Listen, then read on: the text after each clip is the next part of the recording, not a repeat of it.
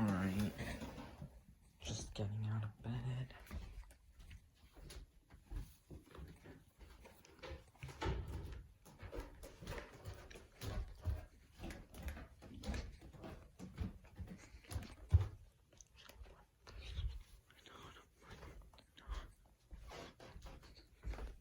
Alright.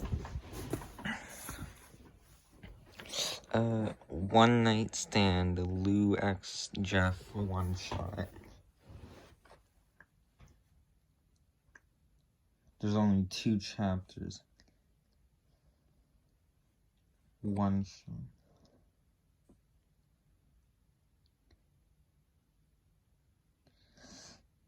Okay, so apparently this one, Lou is on top.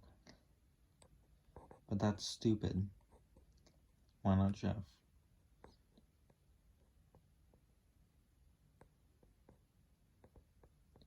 Yep, he's definitely...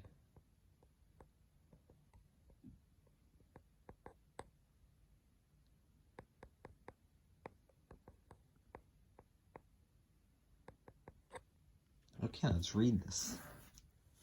The night was cold and dark like usual, and Jeff had just finished off a victim. He walked down the road, having his white hood covered over his head, with his bangs covering the face. Today's somehow a special day. Today, they killed the day that he killed his own family years ago. He remembered exactly everything that had happened that day. Those terrifying looks on Mom and Dad's face, the tears, the screams, the scene of crimson droplets dyeing in the whole room. But this memory had been haunting him forever. Lou. His own brother that he cherished so much. He remembered that look on Lou's face. Pure shock and disbelief for some reason. What the fuck? Okay, where was I?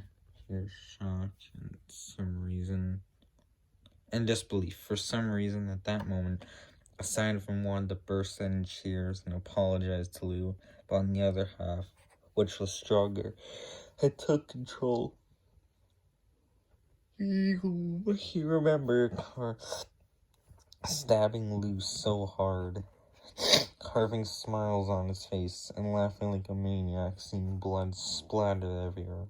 Red on the walls, red all over the bed, red on his face. It was all unforgettable. Jeff went to a random bar on the other side of the street and ordered a glass of martini. How old is he? He can't drink. He took a sip, feeling the bitterness and dry taste of alcohol and vermouth running down his throat.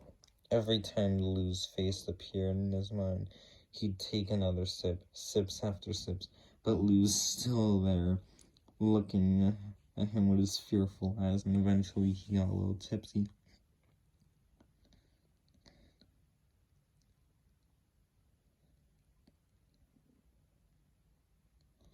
Okay then, I know that happened. Jeff slammed the glass on the bar counter, had it not break. That isn't part of the, but he did slam the glass. His face had tint of red. Another glass. The bartender looked at him while cleaning the glasses. Young man, I think you've had enough alcohol for the night already. You're drunk. He only had 1 glass. Shut your mouth and do as I said, Jeff grunted under his breath. But the bartender seemed to not care about him and to do his duties. I'm afraid you're too drunk. We'll have no choice but to throw you out of the bar. So let's not have that happen.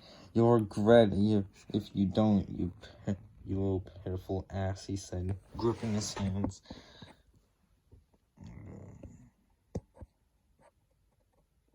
The bartender seemed to sense danger from Jeff, so he slowly took the bottle from the shelf before he could do anything else.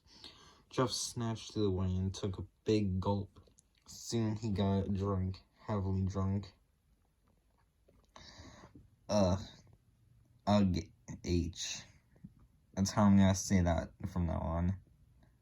Jeff felt the dizziness in his head, and the vision seemed to be blurry. The bartender looked at Jeff nervously, not knowing what to do, so he picked up the phone. But attempting to call the manager, but was stopped by someone. Don't worry, I'll take care of him. I'm guessing it's Lou. My head was dizzy as... Not Jeff's Pav. My head was dizzy as fuck. Maybe I did overdrink a little. God, they might have thrown me out of the bar.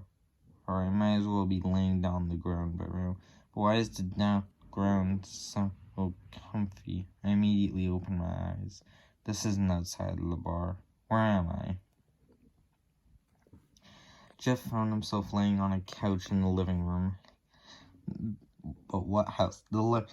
The house had the smell of old attics with dust all over the furniture.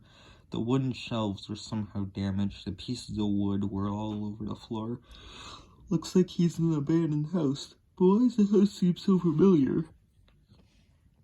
Jeff looked around and spotted blood on the walls and doors. And then he saw the family picture in a wooden frame hung on the wall. In the picture were the parents and two brothers standing next to each other, smiling greatly. Isn't this his family? That one perfect night he had ruined. That perfect life with warm dinners after every day of school. Good night kisses every night. That perfect life where he'd had a place to return to. Man, he's a child. Goodnight kisses are lame. Tears started to form unknowingly on his pale white face until he heard a voice. A very familiar voice, that one he thought he could never hear again. Lou's voice. I knew it. You awake? Jeff immediately turned around 180 degrees. It doesn't say what degree he turned around, but I don't care. I'm just gonna ruin the story by saying random stuff. It's Lou, 100%. Lou standing there, leaning on the door. Lou. Jeff widened his charcoal black eyes. How did you...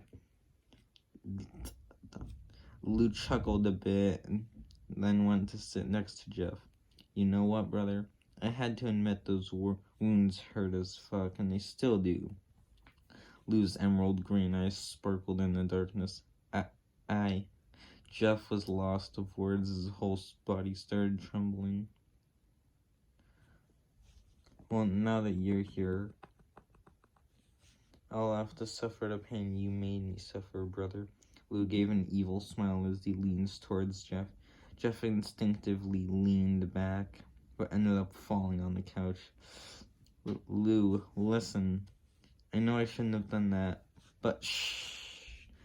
Brother, be mentally and physically prepared, because this whole night you're going to be suffering a lot. And with that, Lou suddenly smashed his lips on Jeff's. His hands went under the hoodie. Alright, I'm gonna stop there.